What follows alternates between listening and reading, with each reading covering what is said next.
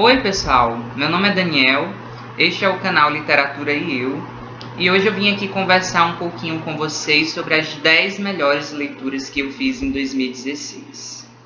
Que infelizmente não foi assim um ano de leituras tão maravilhosas, eu li apenas 5 livros 5 estrelas, e também não foram muitos os livros que eu classifiquei com 4 estrelas. 2016 foi um ano assim de leituras bastante medianas, de maneira que não foi muito difícil fazer aqui essa lista de 10 leituras. E como eu costumo fazer, eu vou apresentar os livros aqui por ordem de preferência, do último até o primeiro colocado. Então vamos começar. Em 10º lugar, eu escolhi A Outra Face, do Sidney Sheldon. Eu confesso que para mim é uma grande surpresa esse livro aparecer aqui neste top 10. Eu peguei ele assim achando que eu não fosse gostar tanto quanto eu gostei. Foi a minha primeira experiência com esse gênero de romance policial e também com esse autor, Sidney Sheldon, né, de quem eu nunca tinha lido nada. E gostei muito dessa história, apesar de toda a tensão, de tudo que eu sofri ao lado do Judge Stevens. Realmente, esse livro me agradou, me entreteve durante alguns dias. Foi assim uma leitura agradável, sem sombra de dúvidas. Em 9º lugar, eu escolhi Menina Má, do William Marsh. E eu nunca tinha lido nada parecido com isso aqui antes. Foi assim uma experiência que me deixou um tanto surpreso.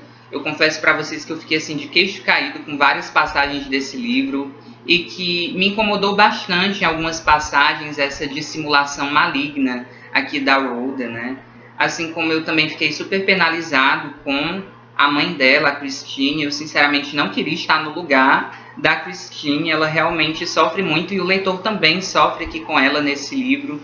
E assim, gente, é um livro de suspense realmente incrível, fabuloso. Eu só não dei 5 estrelas para esse livro por pequenos detalhes, que inclusive eu comento em uma resenha escrita que eu já fiz aqui dessa obra. Mas muito bom mesmo. Em 8º lugar, eu escolhi Pelo Sertão, do Afonso Arinos. E assim, gente, esse livro foi muito delicioso. Não teve um conto dessa coletânea que eu achasse ruim. Todos os contos desse livro são muito bons mesmo. Não digo que todos eles tenham o mesmo nível, tenham o mesmo valor, mas todos eles são, no mínimo, bom, né? E assim, o Afonso Arinos tem um estilo muito admirável, ele tem um regionalismo assim muito peculiar, que ele consegue casar muito bem toda essa rusticidade da literatura regionalista com a poesia, com um estilo mais assim delicado, sensível. Ele faz isso de uma maneira muito agradável de se ler aqui nesse livro. Em 7º lugar ficou A Missão, desse escritor neorrealista português, Ferreira de Castro. E esse livro, que diz ser uma coletânea de 3 novelas, ele enfeixa na realidade uma novela, um romance e um conto.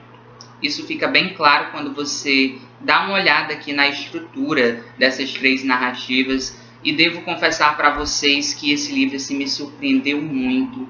Eu fiquei assim super admirado com a escrita do Ferreira de Castro, que executa assim, um trabalho de construção. Enquanto você lê, você percebe que o autor se preocupa muito com a sua forma textual, com a aparência estética, né, do seu texto literário. Isso causa uma impressão tão maravilhosa no leitor. Você vê que o autor está ali empenhado, né, em dar o seu melhor para fazer algo de fato bonito, algo que realmente deixa o leitor assim super admirado mesmo com todo esse trabalho tão bem executado.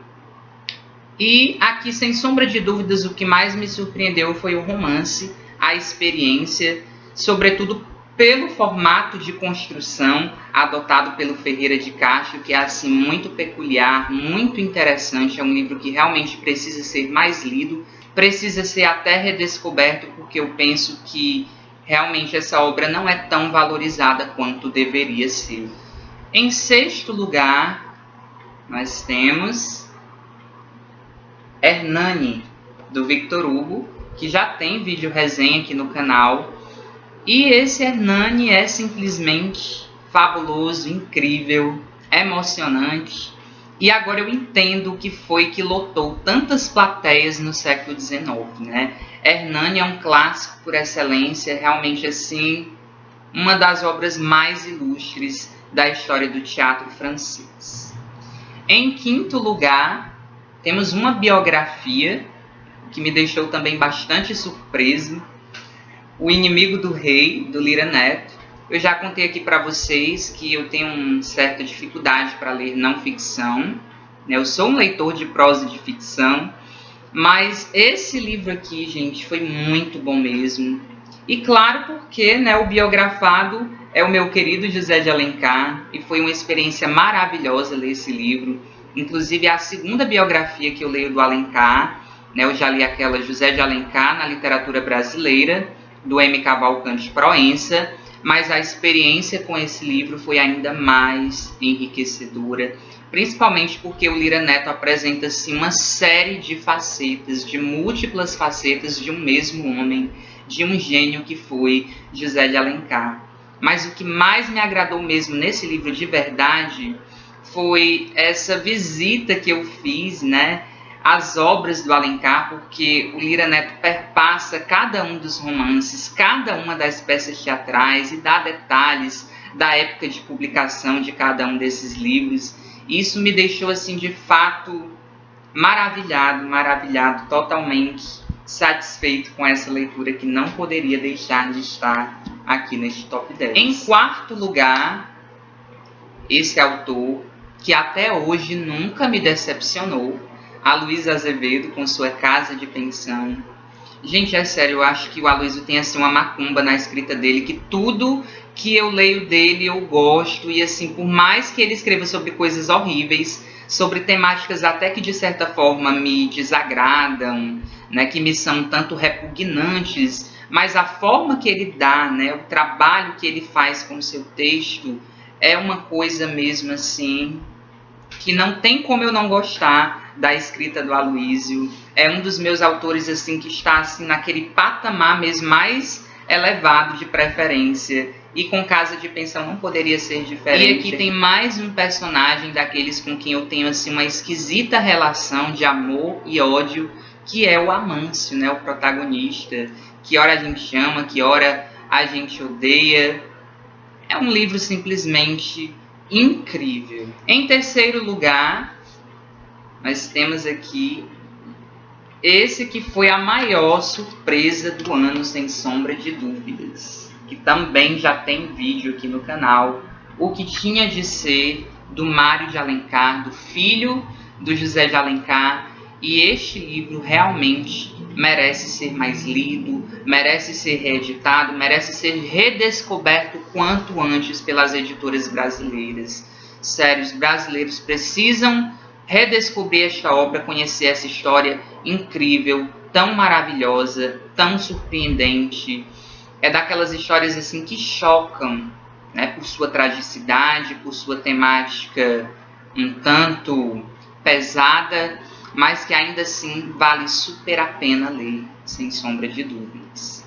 Em segundo lugar, e assim, aquele segundo lugar que brigou feio para tentar chegar ao primeiro lugar, mas que ainda assim, vocês vão saber por que depois que eu mostrar o primeiro lugar, mas esse livro aqui realmente quase que assume esse posto, A Volta ao Mundo em 80 Dias, do Júlio Verne.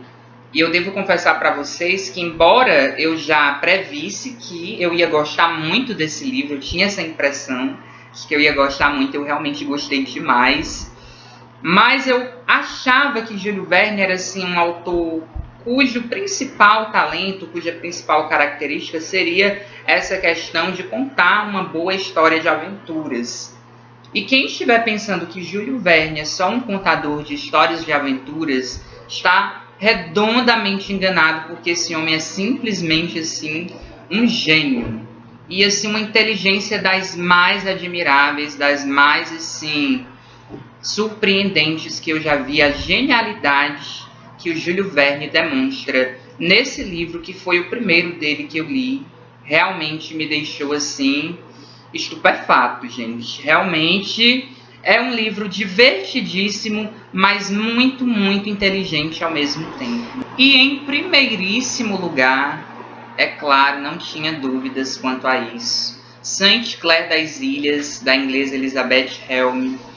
Gente, eu não sabia que o primeiro romance que eu leria em 2016 seria simplesmente o melhor de todos. E esse livro me conquistou de uma maneira, assim, arrasadora. Logo no primeiro contato que eu tive com ele. Desde que eu li esse livro, eu não me esqueço mais dessa história, desses personagens. É aquele tipo de livro que assim que você termina de ler, você já quer reler. E que você fica lembrando, os personagens te acompanham, né? O livro permanece com você após a leitura. E foi assim uma experiência maravilhosa, principalmente por saber que foi um dos livros que mais encantou José de Alencar na sua adolescência, na sua juventude, né? Ou seja, Alencar também foi influenciado por esse livro. Isso me deixa assim ainda mais feliz e satisfeito por eu também ter gostado tanto dessa leitura. E realmente é digno, é totalmente merecedor de primeiro lugar.